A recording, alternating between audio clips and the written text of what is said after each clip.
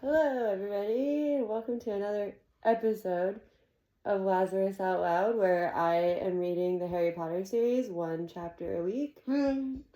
We've finally reached the penultimate chapter of the first book. And they're trying to calm Fluffy. Yes, I was telling him they're going to have to find a way to calm Fluffy down so they can go find the Sorcerer's Stone before Snape does. Or is it even Snape? You don't know. Find out. Or maybe McGonagall. Well, McGonagall, yeah, hopefully she doesn't catch him out of bed. So yeah, last chapter we had the Forbidden Forest where Harry, Neville, Hermione, and Draco all served their detention looking for an injured unicorn, which they did discover, dead, and some creepy hooded thing was drinking its blood, and they also met some centaurs who were not helpful at all, except the one that rescued Harry from the hooded figure, which was about to kill him. And Harry basically learned that the stars had predicted his demise. What? Which is Voldemort. Yeah, spoilers, that was Voldemort in the woods.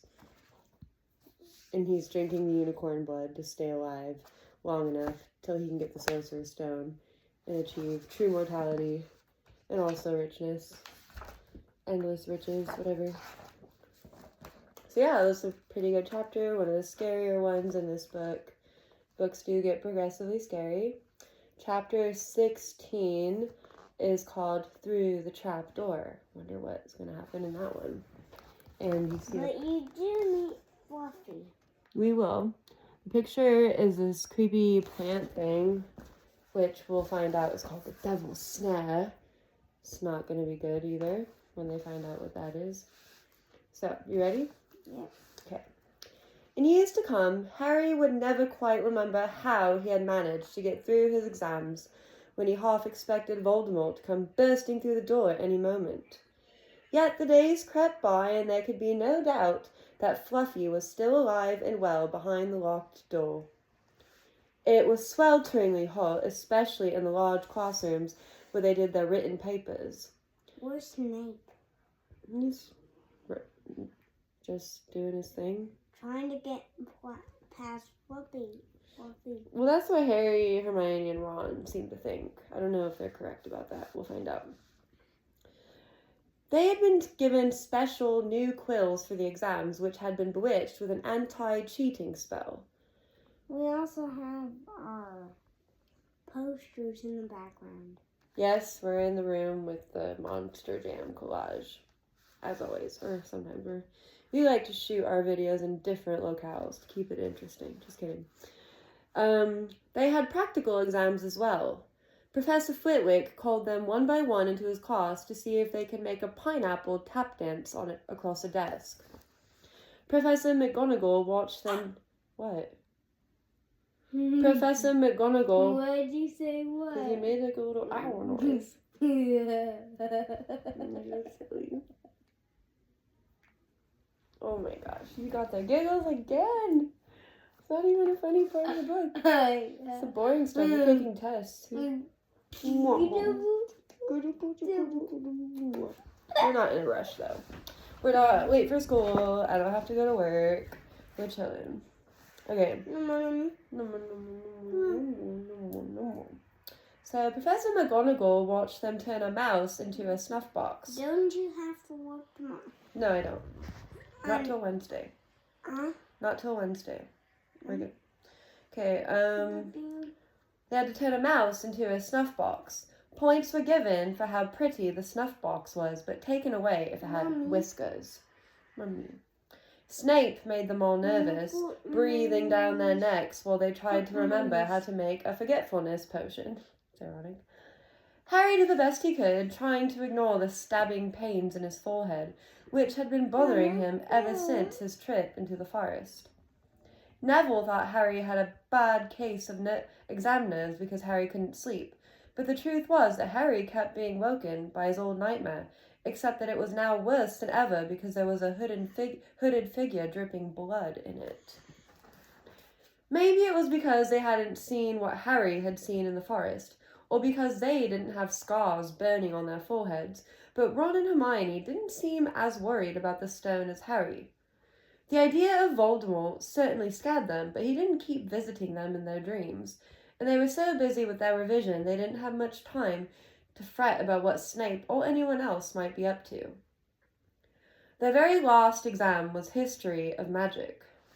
1 hour of answering questions about batty old wizards who'd invented self-stirring cauldrons, and they'd be free for a whole wonderful week until their exam results came out.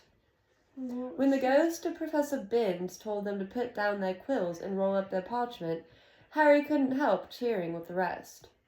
"That was far easier than I thought it would be," said Hermione, as they joined the crowds flocking out into the sunny grounds. "I needn't have learnt about the 1637 Werewolf Code of Conduct or the uprising of Elfric the Eager." Hermione always liked to go through their exam papers afterwards, but Ron said this made him feel ill, so they wandered down to the lake and flopped under a tree. The Weasley twins and Lee Jordan were tickling the tentacles of a giant squid, which was basking in the warm showers. "No more revision," said Ron sighed happily, stretching out into the grass. "You could look more..." What is this funny? What? "You could look more cheerful, Harry. We've got a week before we find out how badly we've done. There's no need to worry yet." Harry was rubbing his forehead. "I wish I knew what this means," he burst out angrily. "My scar keeps hurting. It's happened before, but never as often as this." "Go to Madame Pomfrey," Hermione suggested. "I'm not ill," said Harry. "I think it's a warning. It means danger's coming." Ron couldn't get worked up. It was too hot. "Harry, relax. Hermione's right. The stone's safe as long as Dumbledore's around. Anyway, we've never had any proof Snape found out how to get past Fluffy. He nearly had his leg ripped off once. He's not going to try it again in a hurry. And Neville will play Quidditch for England before Hagrid lets Dumbledore down." Harry nodded, but he couldn't shake off a lurking feeling that there was something he'd forgotten to do, something important. When he tried to explain this, Hermione said, "That's just the exams. I woke up last night and was halfway through my Transfiguration notes before I remembered we'd done that one." Harry was quite sure the unsettled feeling didn't have anything to do with work, though. He watched an owl flutter towards the school across the bright blue sky, a note clamped in its mouth. Hagrid was the only one who ever sent him letters. Hagrid would never betray Dumbledore. Hagrid would never tell anyone how to get past Fluffy. Never, but... Harry suddenly jumped to his feet. "Where are you going?" said Ron sleepily. "I've just thought of something," said Harry. He had gone white. "We've got to go and see Hagrid. Now." "Why?" panted Hermione, hurrying to keep up. "Don't you think it's a bit odd," said Harry, scrambling up the grassy slope, "that what Hagrid wants more than anything else is a dragon, and a stranger turns up who just happens to have an egg in his pocket? How many people wander around with dragon eggs if it's against wizard law? Lucky they found Hagrid, don't you think? Why didn't I see it before?" "What are you on about?" said Ron, but Harry, sprinting across the grounds towards the forest, didn't answer. Hagrid was sitting in an armchair outside his house. His trousers and sleeves were rolled up, and he was shelling peas into a large bowl. "Hello," he said, smiling. "Finished your exams? Got time for a drink?" "Yes, please," said Ron, but Harry cut across him. No, we're in a hurry. Hagrid, I've got to ask you something. You know that night you won Norbert? What did the stranger you were playing cards with look like?" "Dunno," said Hagrid casually. "He wouldn't take his cloak off." He saw the three of them look stunned and raised his eyebrows. "It's not that unusual. You get a lot of funny folk in the Hog's Head. That's one of the pubs down in the village. Might have been a dragon dealer, mightn't he? I never saw his face. He kept his hood up." Harry sank down next to the bowl of peas. "What did you talk to him about, Hagrid? Did you mention Hogwarts at all?" "Might come up," said Hagrid, frowning as he tried to remember. "Yeah, he asked what I did, and I told him I was gamekeeper here. He asked a bit about the sort of creatures I look after, so I told him, and I said what I'd always really wanted was a dragon, and then Can't remember too well because he kept buying me drinks. Let's see, yeah, then he said he had the dragon egg and we could play cards for it if I wanted. But he had to be sure I could handle it. He didn't want it to go into any old home. So I told him after Fluffy, a dragon should be easy. And did he seem interested in Fluffy? Harry asked, trying to keep his voice calm. Well, yeah, how many three-headed dogs do you meet, even around Hogwarts? So I told him, Fluffy's a piece of cake if you know how to calm him down. Just play him a bit of music and he'll go straight off to sleep. Hagrid looked suddenly horrified. I shouldn't have told you that, he blurted out. Forget I said it. Hey, where are you going? Harry, Ron, and Hermione didn't speak to each other at all till they came to a halt in the entrance hall, which seemed very cold and gloomy after the grounds. We've got to go to Dumbledore, said Harry. Hagrid told that stranger how to get past Fluffy, and it was either Snape or Voldemort under that cloak. It must have been easy once we got Hagrid drunk. I just hope Dumbledore believes us. Firenze might back us up if Bane doesn't stop him. Where's Dumbledore's office? They looked around as if hoping to see a sign pointing them in the right direction. They had never been told where Dumbledore lived, nor did they know anyone who had been sent to see him. We'll just have to, Harry began, but a voice suddenly rang across the hall. What are you three doing inside? It was Professor McGonagall carrying a large pile of books. We want to see Professor Dumbledore, said Hermione, rather bravely, Harry and Ron thought. See Professor Dumbledore, Professor McGonagall repeated, as though this was a very fishy thing to want to do. Why? Harry swallowed. Now what? It's sort of a secret, he said, but he wished at once he hadn't because Professor McGonagall's nostrils flared. Professor Dumbledore left 10 minutes ago, she said coldly. He received an urgent owl from the Ministry of Magic and flew off for London at once. He's gone, said Harry frantically. Now? Professor Dumbledore is a very great wizard, Potter. He has many demands on his time, but this is important. Something you have to say is more important than the Ministry of Magic, Potter. Look, said Harry, throwing caution to the winds. Professor, it's about the Sorcerer's Stone. Whatever Professor McGonagall had expected, it wasn't that. The books she was carrying tumbled out of her arms, but she didn't pick them up. How do you know? She spluttered. Professor, I know that someone's going to try and steal the stone. I've got to talk to Professor Dumbledore. She eyed him with a mixture of shock and suspicion. Professor Dumbledore will be back tomorrow, she said finally. I don't know how you found out about the stone, but rest assured, no one can possibly steal it. It's too well protected. But Professor Potter, I know what I'm talking about, she said shortly. She bent down and gathered up the fallen books. I suggest you all go back outside and enjoy the sunshine. But they didn't. It's tonight, said Harry, once he was sure Professor McGonagall was out of earshot. Snape's going through the trap door tonight. He's found out everything he needs, and now he's got Dumbledore out of the way.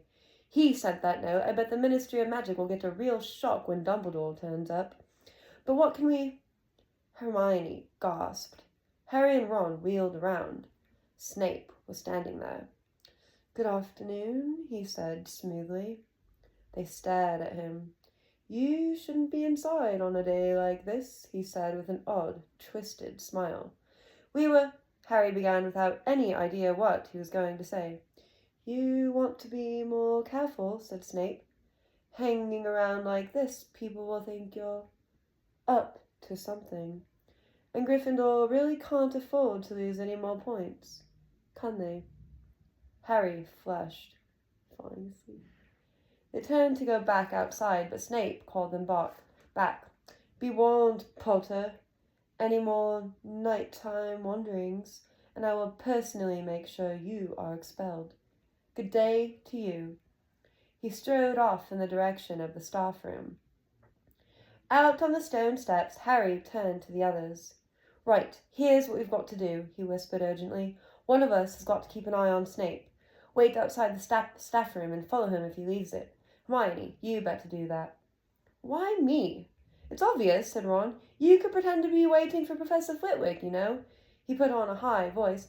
Oh, Professor Flitwick, I'm so worried. I think I got question 14B wrong. Oh, shut up, said Hermione, but she agreed to go and watch out for Snape. And we'd better stay outside the third-floor corridor, Harry told Ron. Come on. But that part of the plan didn't work. No sooner had they reached the door separating Fluffy from the rest of the school than Professor McGonagall turned up again, and this time she lost her temper. I suppose you think you're harder to get past than a pack of enchantments, she stormed. Enough of this nonsense. If I hear you've come anywhere near here again, I'll take another 50 points from Gryffindor. Yes, Weasley, from my own house.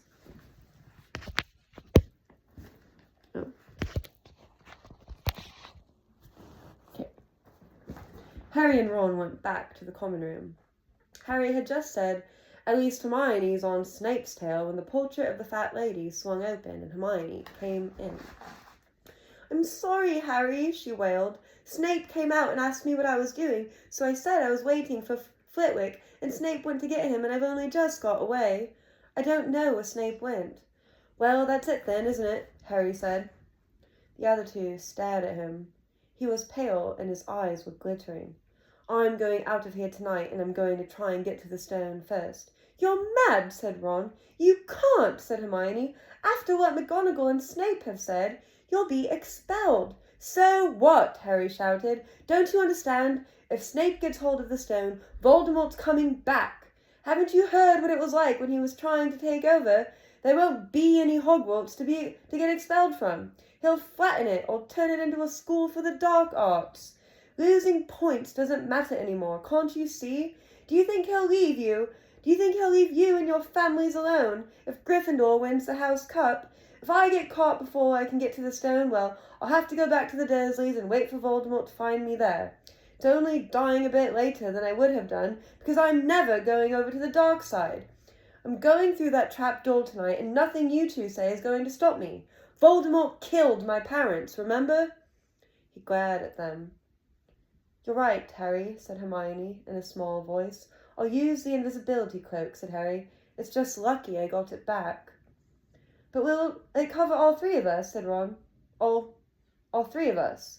Oh, come off it. You don't think we'd let you go alone? Of course not, said Hermione briskly. How do you think you'd get to the stone without us? I'd better go and look through my books. There might be something useful. But if we get caught, you two will be expelled too. Not if I can help it, said Hermione grimly. Flitwick told me in secret that I got 112% on his exam. They're not throwing me out after that. After dinner, the three of them sat nervously apart in the common room. Nobody bothered them. None of the Gryffindors had anything to say to Harry anymore, after all. This was the first night he hadn't been upset by it. Hermione was skimming through all her notes, hoping to come across one of the enchantments they were about to try and break. Harry and Ron didn't talk much. Both of them were thinking about what they were about to do. Slowly the room emptied as people drifted off to bed.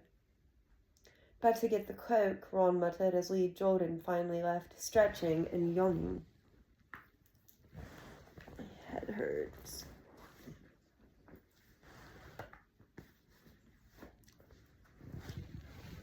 Okay.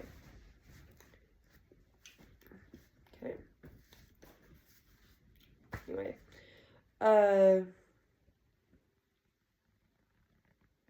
Harry ran upstairs to their dark dormitory. He pulled out the cloak, and then his eyes fell on the flute Hagrid had given him for Christmas. He pocketed it to use on Fluffy. He didn't much feel like singing. He ran back down to the common room. We'd better put the cloak on here and make sure it covers the three of us. If Filch spots one of our feet wandering along on its own...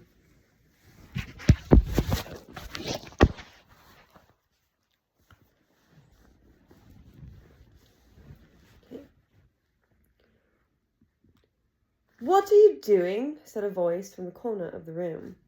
Neville appeared from behind an armchair, clutching Trevor the toad, who looked as though he'd been making another bid for freedom.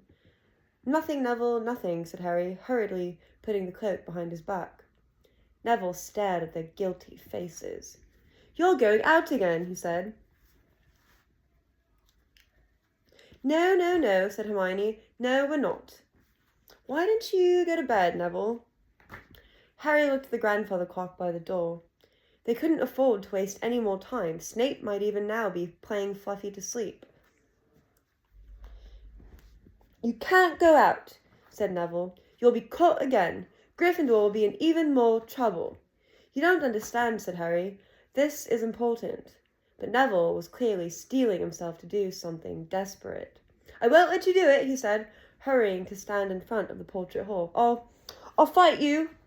"Neville!" Ron exploded. "Get away from that hole and don't be an idiot." "Don't you call me an idiot," said Neville. "I don't think you should be breaking any more rules. And you were the one who told me to stand up to people." "Yes, but not to us," said Ron in exasperation. "Neville, you don't know what you're doing." He took a step forward, and Neville dropped Trevor the Toad, who leapt out of sight. "Go on then, try and hit me," said Neville, raising his fist. "I'm ready." Harry turned to Hermione. "Do something," he said desperately. Hermione stepped forward. "Neville," she said, "I'm really, really sorry about this." She raised her wand. "Petrificus Totalis," she cried, pointing it at Neville. Neville's arm snapped to his sides. His legs sprang together. His whole body rigid, he swayed where he stood and then fell flat on his face, stiff as a board. Hermione ran to turn him over. Neville's jaws were jammed together so he couldn't speak. Only his eyes were moving, looking at them in horror. "What have you done to him?" Harry whispered. "It's the full body bind," said Hermione miserably. "Oh, Neville, I'm so sorry."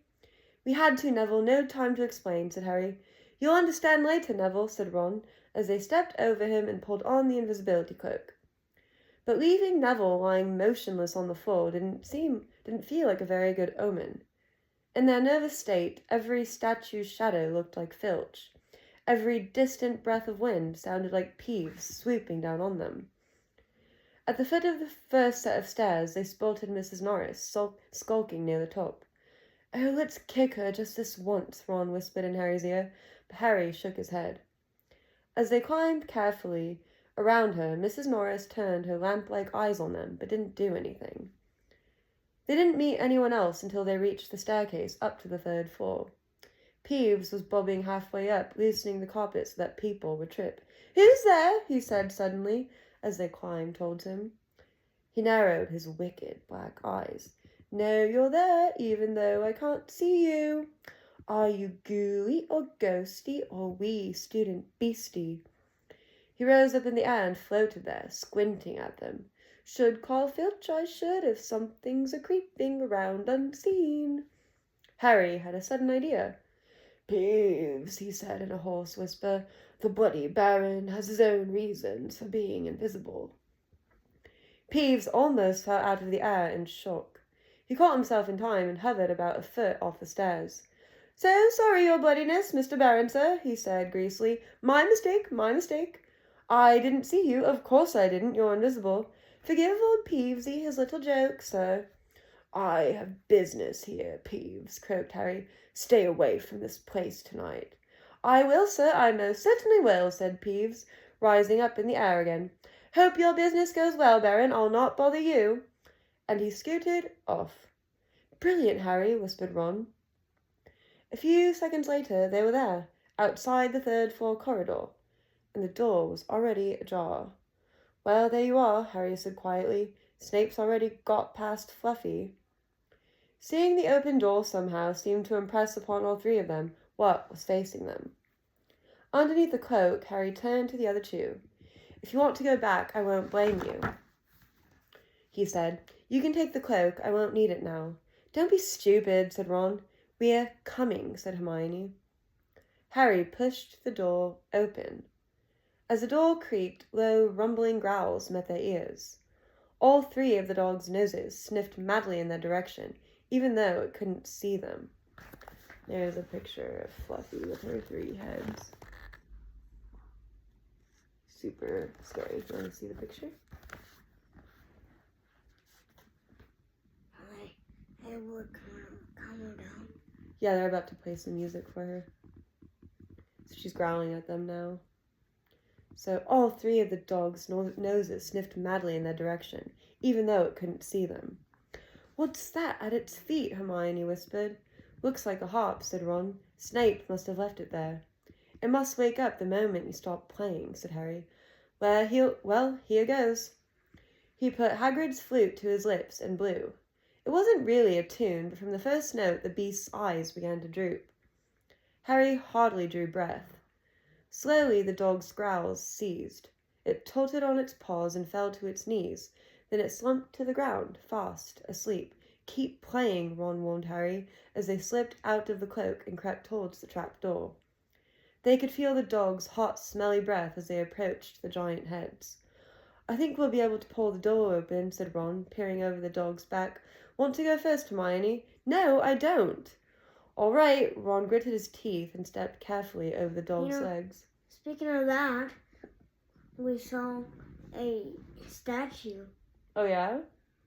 Remember? In Harry Potter?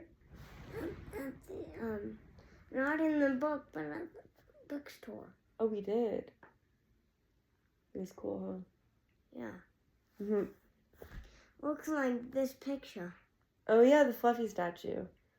Yeah. To get you some of that stuff.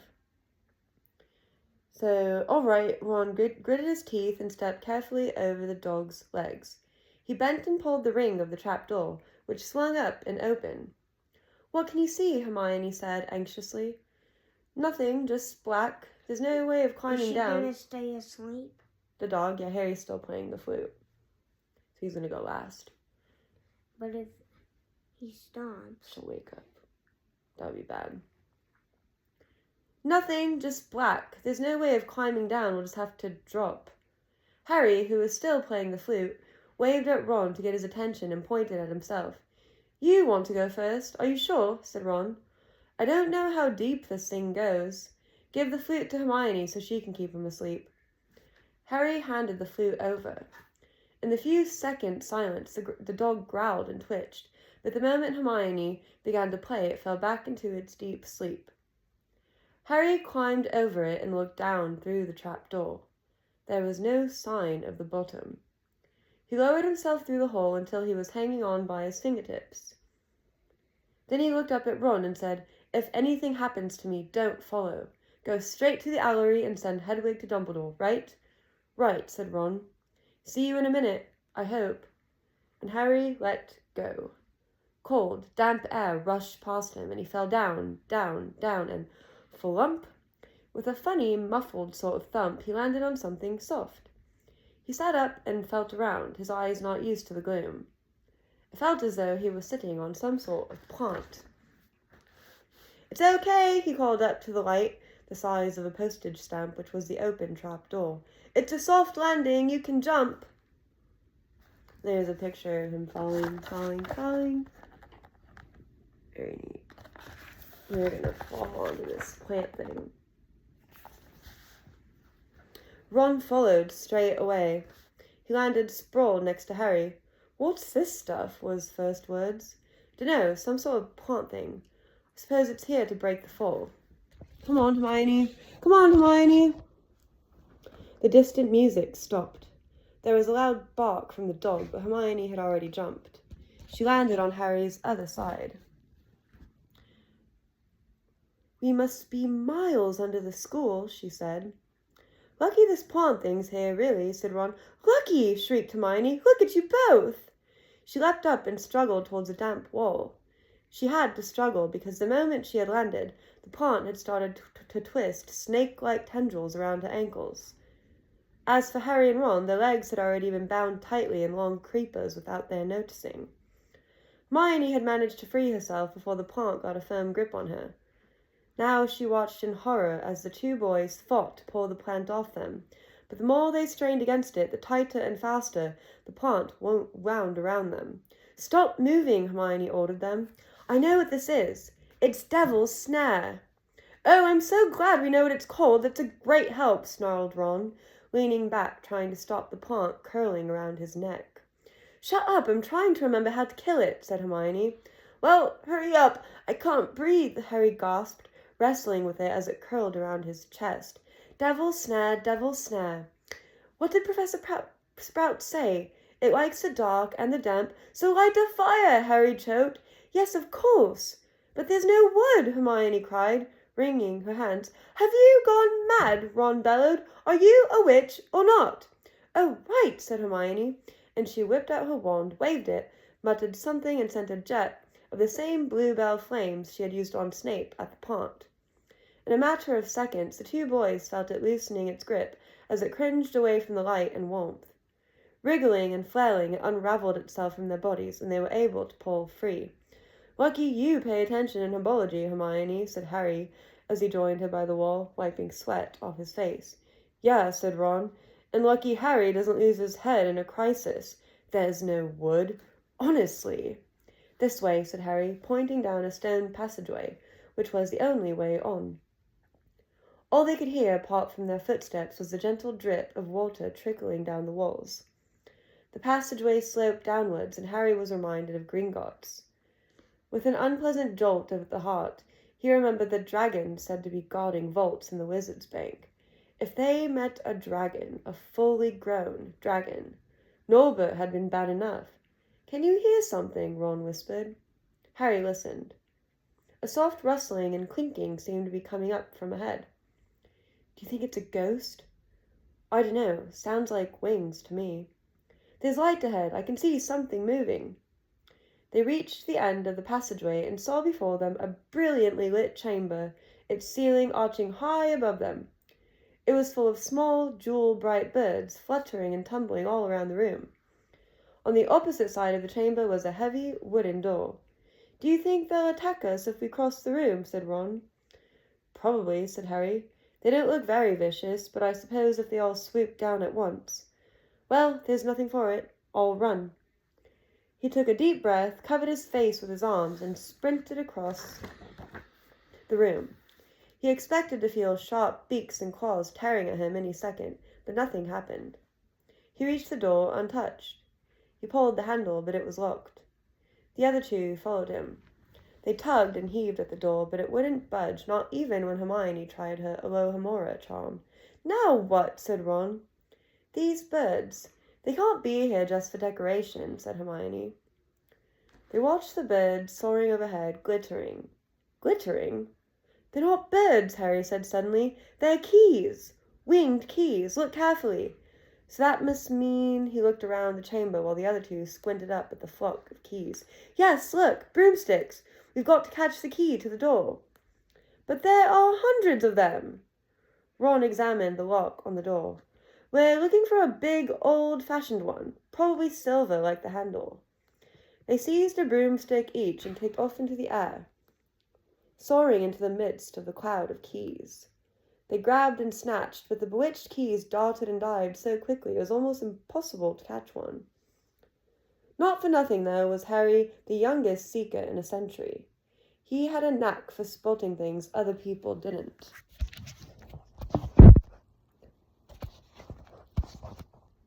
After a minute's weaving about through the whirl of rainbow feathers, he noticed a large silver key that had a bent wing, as if it had already been caught and stuffed roughly into the keyhole.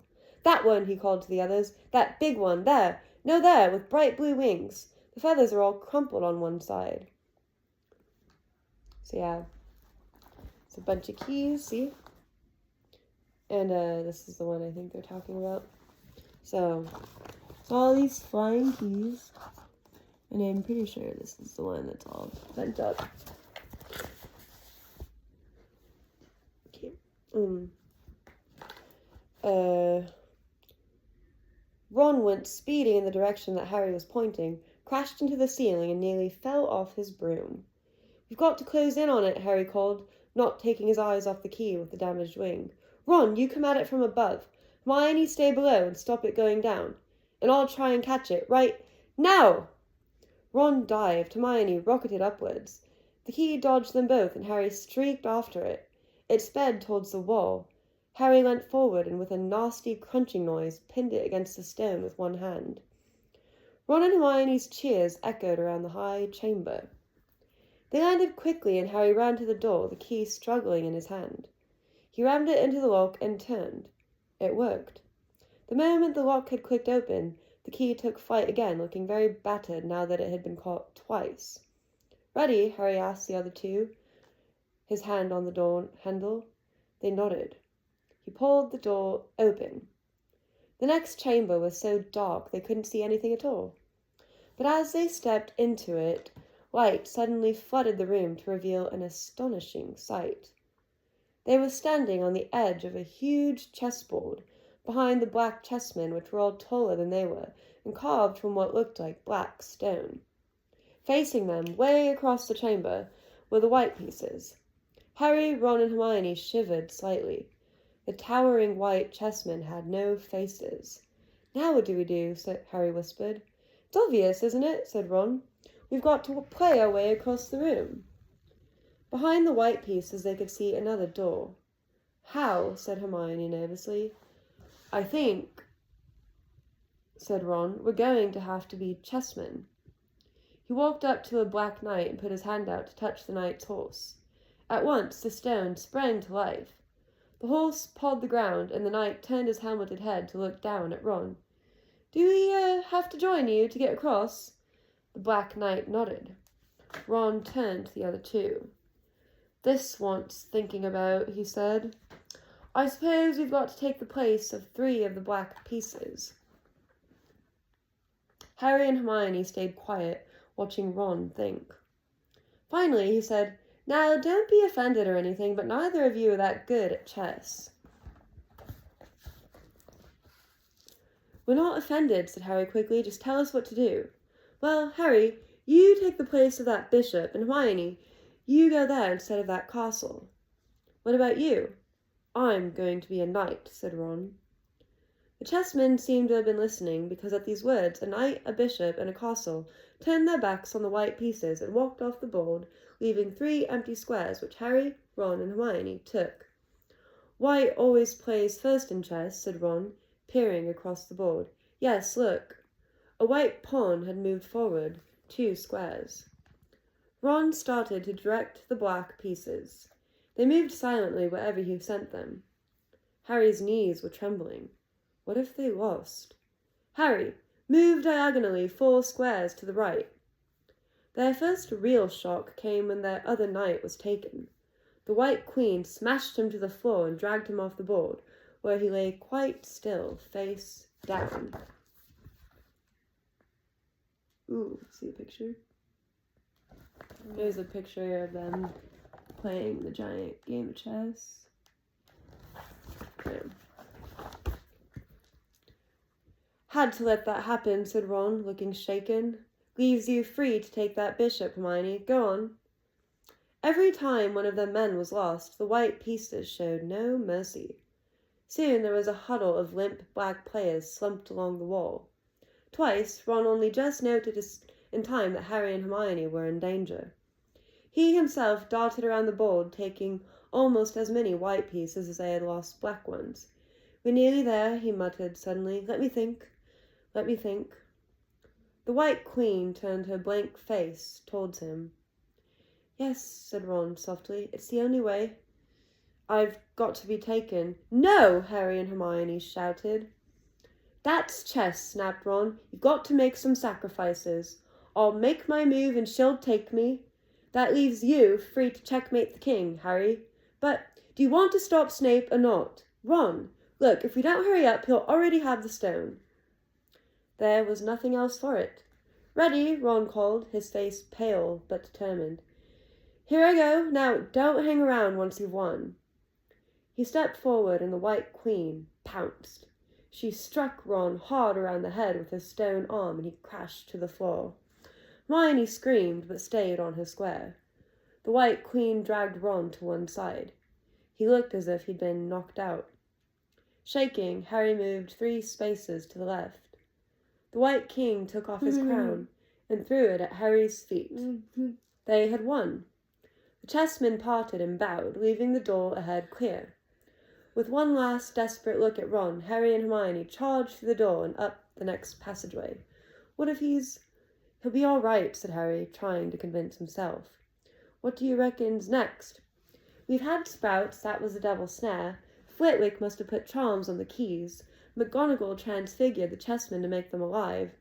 That leaves Quirrell's spell and Snape's." They had reached another door. "All right," Harry whispered. "Go on." Harry pushed it open. A disgusting smell filled their nostrils, making both of them pull their robes up over their noses. Eyes watering, they saw, flat on the floor in front of them, a troll even larger than the one they had tackled, out cold with a bloody lump on its head. "Glad we didn't have to fight that one," Harry whispered, as they stepped carefully over one of its massive legs. "Come on, I can't breathe." He pulled open the next door, both of them hardly daring to look at what came next. But there was nothing very frightening in here, just a table with 7 differently shaped bottles standing on it in a line. "Snape," said Harry, "what do we have to do?" They stepped over the threshold, and immediately a fire sprang up behind them in the doorway. It wasn't an ordinary fire either. It was purple. At the same instant, black flames shot up in the doorway, leading onwards. They were trapped. "Look, Hermione! Look!" Hermione seized a roll of paper lying next to the bottles. Harry looked over his shoulder to read it. "Danger lies before you, while safety lies behind.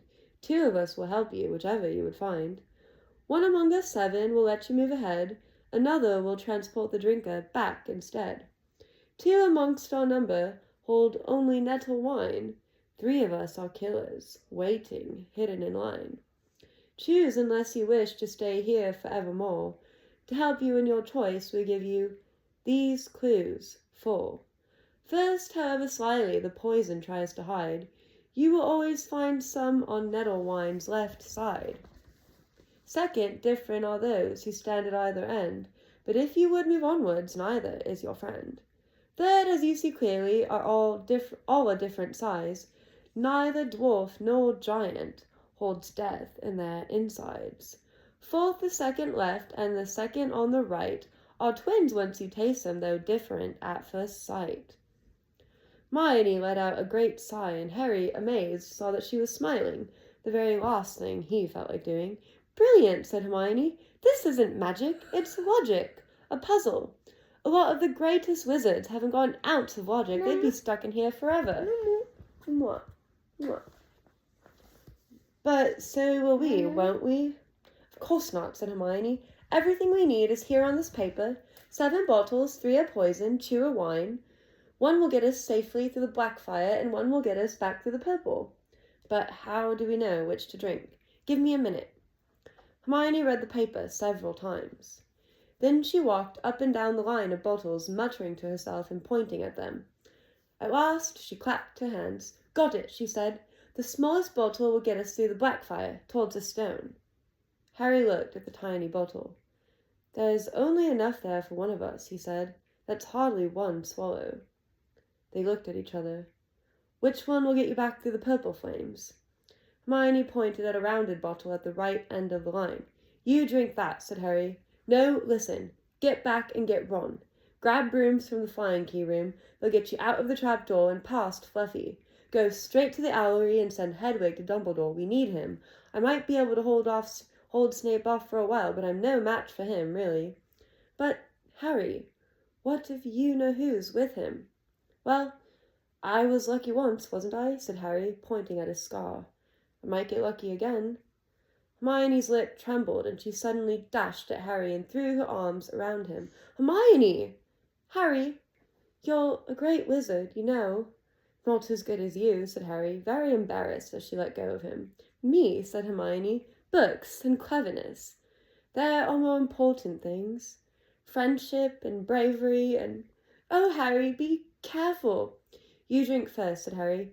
"You are sure which is which, aren't you?" "Positive," said Hermione. She took a long drink from the round bottle at the end and shuddered. "It's not poison?" said Harry anxiously. "No, but it's like ice. Quick, go before it wears off. Good luck. Take care. Go!" Hermione turned and walked straight through the purple fire. This page doesn't have a picture, but it is all watercolory, fiery-like. Very pretty. Harry took a deep breath and picked up the smallest bottle. He turned to face the black flames. "Here I come," he said, and he drained the little bottle in 1 gulp. It was indeed as though ice was flooding his body. He put the bottle down and walked forward. He braced himself, saw the black flames licking his body, but couldn't feel them. For a moment he could see nothing but dark fire. Then he was on the other side, in the last chamber. There was already someone there, but it wasn't Snape. It wasn't even Voldemort. Wow. That was a fun chapter. Did you like it? Yes. Who do you think's on the other side? Don't know. It's not Snape. It's not Voldemort. Then it must be McGonagall. No, well, maybe. It could be. But I'm pretty sure she's on the good side. So, that was a chapter. What's happened, actually. Malfoy? What? Malfoy? Maybe. That's a good guess. The next chapter, the final chapter, is called The Man with Two Faces. You can see this creepy black stuff. So, yeah, that was a good one. Guess you'll have to find out what happens to Harry in the final installment of the first book, Harry Potter. Till next time, what was your favorite part? It was a good thing Harry didn't stop. Yeah. It's a good thing he had his friends to help him. He wouldn't have made it that far without them. And he should have stopped either. Stopped what? Playing. Playing what? Because of Fluffy. Oh, he couldn't, he had to keep playing the music for sure. That was a good call. So anyway, tune in next time for another episode of Lazarus Out Loud. So we finished this book. That was scary. What part was scary? Fluffy. Scary, yeah, Fluffy's scary. Ron got hit in the head by a piece of stone. That's not good. He'll be okay, I think. There's 7 books. So yeah, thank you. Want to say bye? Bye.